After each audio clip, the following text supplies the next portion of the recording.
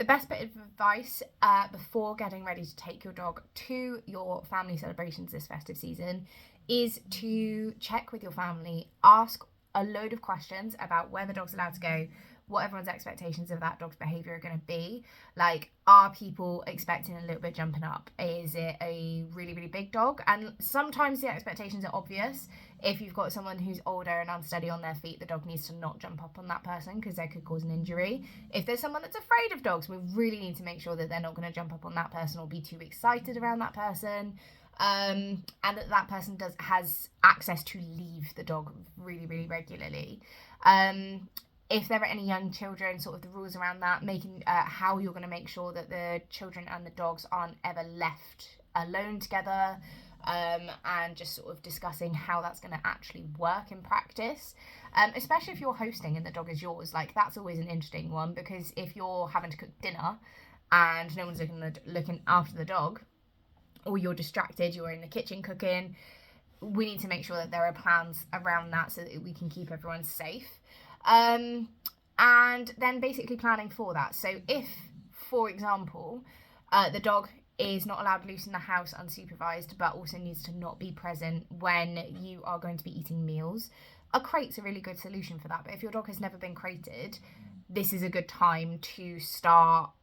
It's not a good time to start, but if your dog is going to be okay being in a crate, this is a great time to start introducing it regularly. So as you eat your meals now, crate the dog next to you to start with, and then gradually move them further away out of the room, if that's what the demands are going to be at your family events.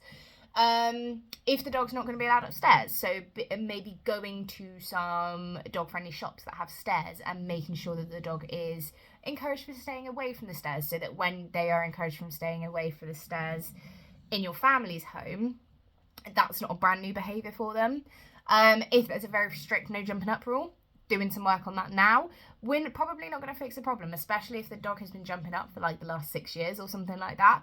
You're not going to undo that in 26 days.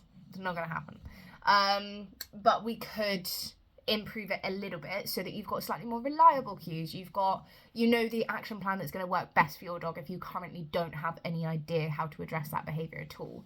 So just getting an idea of what needs to happen, how your dog is going to be expected to behave, and making sure that you prep everything for that. If you're going to need a load of treats, get them ready now. Like, literally start chopping them, get them prepped in the freezer so that you can just take them.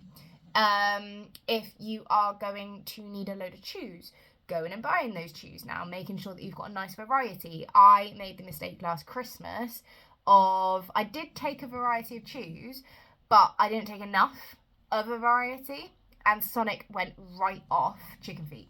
She had so many chicken feet, she was like, I can't actually eat another one of these. And still to this day, if you give her a chicken foot, I don't get them regularly for this reason, she will, she's chiming in now, she'll take it and she'll be like, oh, and you got anything else?